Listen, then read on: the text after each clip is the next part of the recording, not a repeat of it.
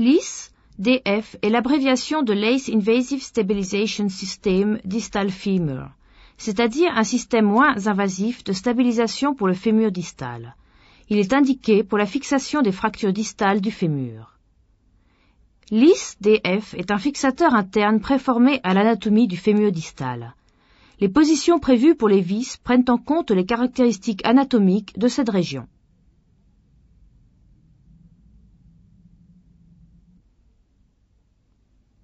Les vis du système LIS sont monocorticales. Elles sont capables de forer elles-mêmes leurs trous d'insertion et sont autotaraudantes, créant ainsi une précharge radiale de l'os. La stabilité angulaire du système résulte de la connexion précise entre la tête de vis et la plaque. La plaque LIS DF est fabriquée à partir d'un alliage de titane forgé. Elle est disponible en 3 longueurs, 5 trous, 9 trous et 13 trous, pour le fémur droit et pour le fémur gauche. Les vis LIS sont disponibles en longueur de 26 mm pour la région des aphysaires et en longueur de 40, 55, 65, 75 et 85 mm pour la région métaphysaire. L'envahissement par la croissance osseuse des trous laissés vides est évité grâce aux inserts. Les éléments pour monter le guide d'insertion partiellement radiotransparent sont le boulon de fixation, le boulon de stabilisation, un guide mèche et une clé coudée. On commence par le boulon de fixation. Introduit dans l'arceau-viseur, il s'insère dans le trou central A. L'arceau-viseur s'adapte sur la partie distale de la plaque LIS grâce à une fixation 3 points. On met le boulon de fixation en place.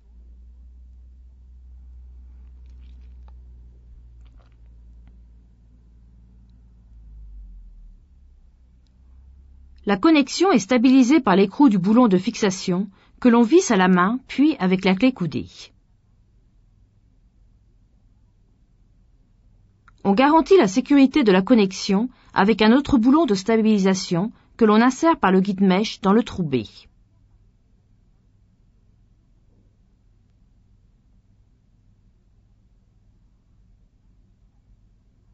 Pour faciliter la réduction des fractures distales du fémur, il faut placer le genou en flexion, relâchant ainsi la tension des jumeaux. La position doit permettre des radios dans les 2 plans. Pour cela, il faut relever l'autre jambe pour une approche latérale depuis l'autre côté, ou si possible, étendre l'autre jambe depuis la hanche.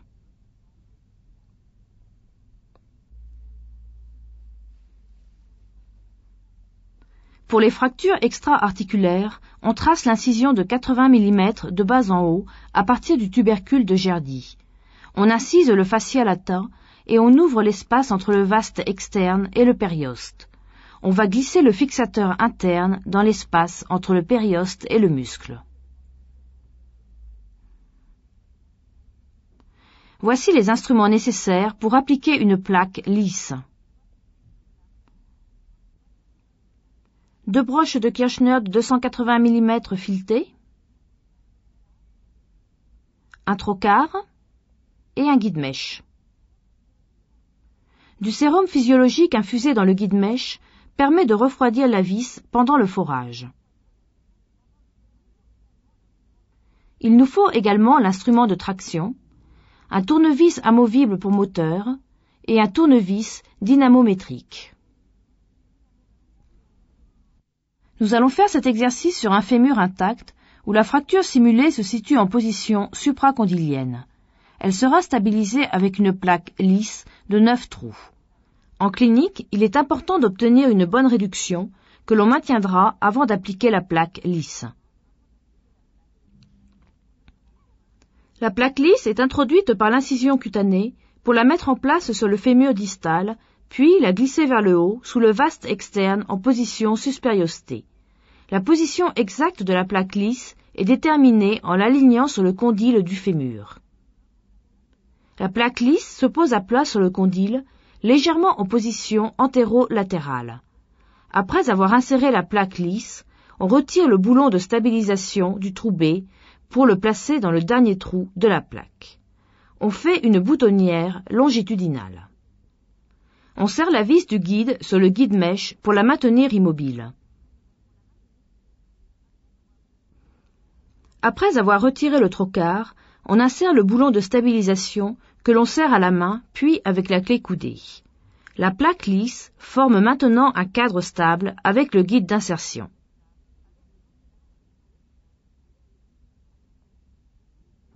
À nouveau, on vérifie l'alignement de la plaque lisse sur la diaphyse fémorale, puis on la fixe avec 2 longues broches de Kirchner.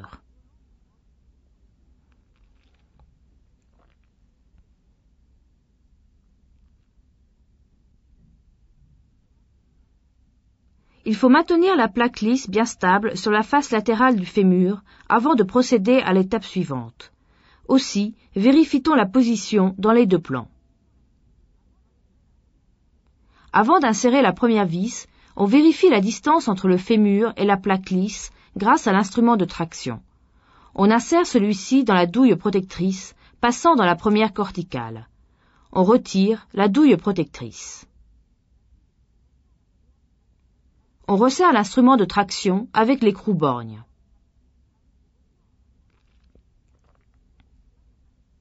Si l'on n'utilise pas de traction, le fragment peut se déplacer en dedans lors de l'insertion directe de la vis autoforeuse.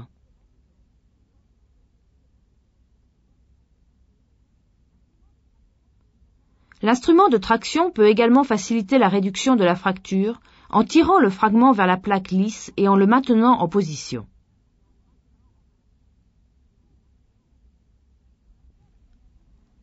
On insère la première vis monocorticale de 26 mm dans la diaphyse fémorale, travaillant le long de l'instrument de traction. On insère les vis avec le tournevis amovible. Et on les resserre à la main avec le tournevis dynamométrique. Si les vis sont insérées avec trop de force, elles peuvent se bloquer et elles seraient difficiles à retirer ultérieurement.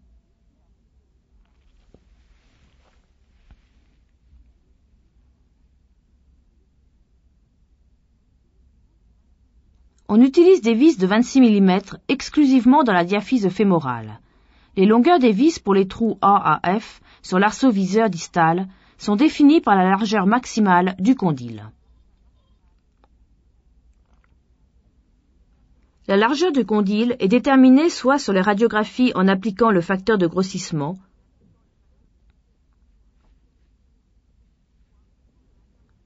soit au cours de l'intervention. Pour notre exemple, la largeur du condyle est de 90 mm. Les longueurs des vis, comme indiqué sur le plateau, sont déterminées par la largeur réelle du condyle. Ici, on utilise la 3e section du plateau. Une autre façon de déterminer la longueur de chaque vis est d'utiliser une broche de Kirchner de 280 mm. Une douille de guidage pour broche de Kirchner, un guide-mèche et une jauge de longueur pour broche de Kirchner. La broche de Kirchner est en position.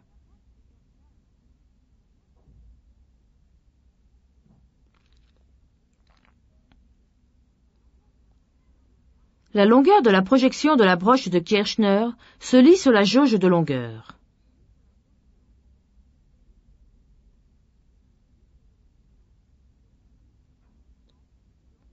Dans cet exemple, la longueur de vis pour le trou D est de 65 mm. On insère la vis lisse de 65 mm.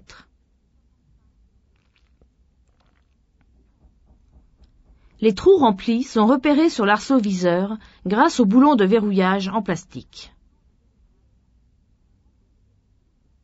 On remplit les autres trous dans la région du condyle afin d'avoir au moins 4 vis en position stable dans le fragment distal.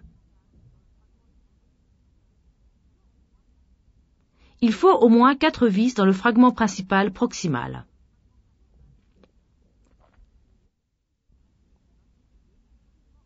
Lorsque 2 vis sont solidement ancrées dans la diaphyse, on peut retirer le dispositif de traction et insérer une vis.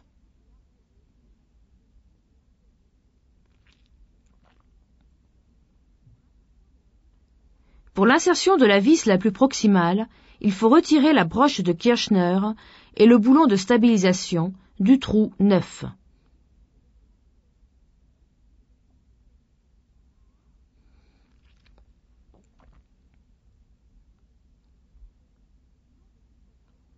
Le boulon de fixation est relâché afin de retirer l'arceau viseur.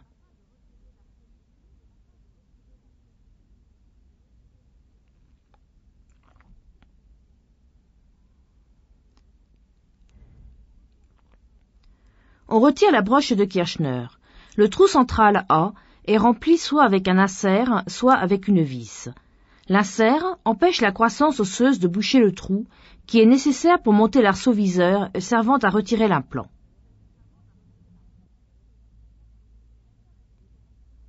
Une alternative est d'insérer une vis dans la même direction que la broche de Kirchner précédente.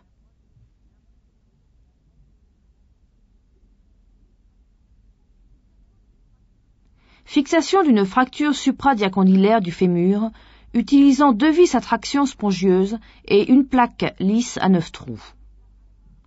Pour les fractures intra-articulaires, il est recommandé de faire une arthrotomie antérolatérale pour garantir un bon contrôle de la réduction. On peut également utiliser l'arthrotomie pour insérer le fixateur et pour insérer des vis à traction par voie médiane. L'incision se fait près du bord latéral de la rotule. On incise également le retinaculum à la même distance de la rotule.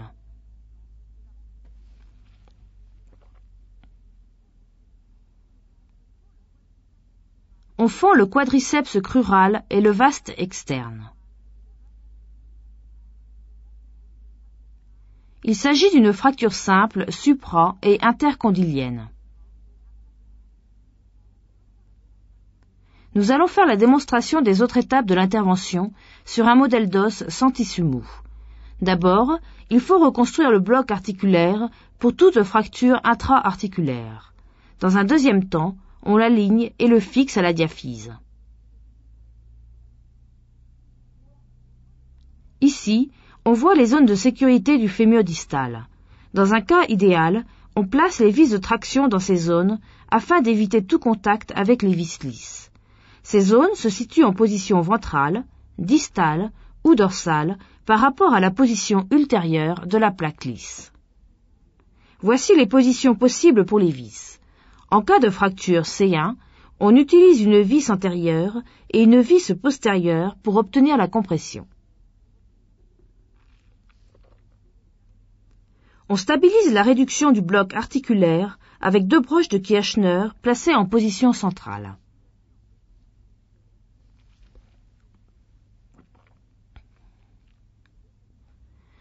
Deux vis spongieuses en titane de 6,5 mm portant un filetage de 32 mm font la compression. Ces instruments sont nécessaires pour les insérer. Un avant-trou sera foré avec une mèche de 4,5 mm parallèlement au niveau antérieur du condyle.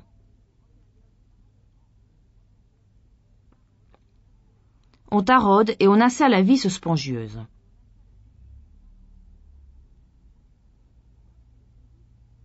Lorsque les 2 vis spongieuses sont en position, on peut retirer les broches de Kirchner. Maintenant, on aligne le bloc articulaire sur le fût. On peut se servir d'une broche de Kirchner placée parallèlement à la ligne articulaire pour faciliter l'orientation.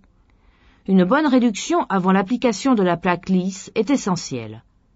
Pour cet exercice, la réduction est maintenue temporairement par 2 broches croisées. Parfois, il est utile d'appliquer un fixateur externe en position antéro-interne pour faciliter la réduction.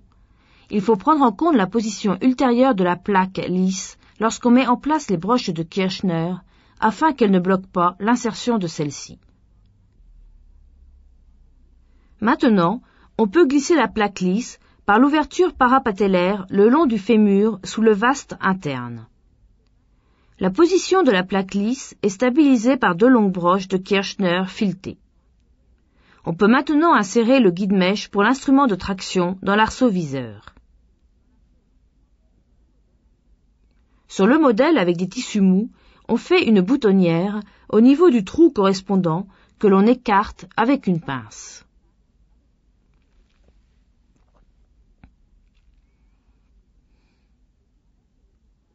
Le guide-mèche et le trocard sont insérés jusqu'à ce que la douille s'engage dans le guide. On retire le trocard et dans ce cas, l'instrument de traction est mis en place. On retire le guide-mèche et on fixe la distance entre le fût du fémur et la plaque lisse en serrant l'écrou-borgne sur l'instrument de traction. Insertion d'une vis de 26 mm à côté du dispositif de traction, dont le trou est repéré sur l'arceau-viseur avec un boulon de verrouillage. Après avoir déterminé les longueurs correspondantes, on peut insérer les vis directement dans le fragment distal. Mais, en raison du possible conflit entre les vis lisses et les vis de traction spongieuse, il faut faire un avant-trou correspondant aux directions de ces vis. On peut insérer une longue broche de Kirchner dans la douille protectrice pour détecter tout conflit potentiel avec une vis à traction. On peut mettre en place la vis en toute sécurité si l'épreuve de la broche de Kirchner écarte toute possibilité de conflit. Maintenant, on peut retirer les broches de Kirchner. L'insertion des autres vis lisses se fait selon le procédé déjà décrit. Il est important de rappeler qu'il faut au moins 4 vis par fragment principal.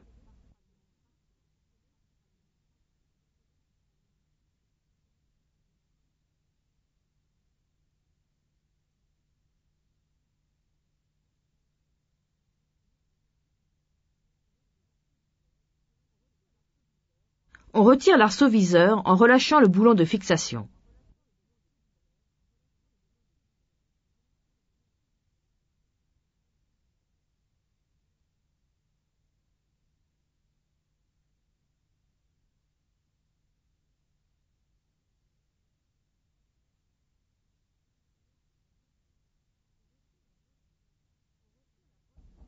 On retire la broche de Kirchner. Enfin, on comble le trou central A de la plaque lisse avec un insert.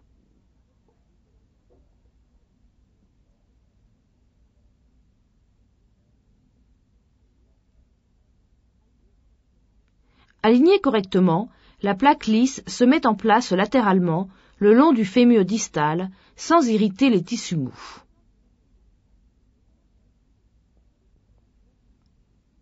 Les vis périprothétiques lisses.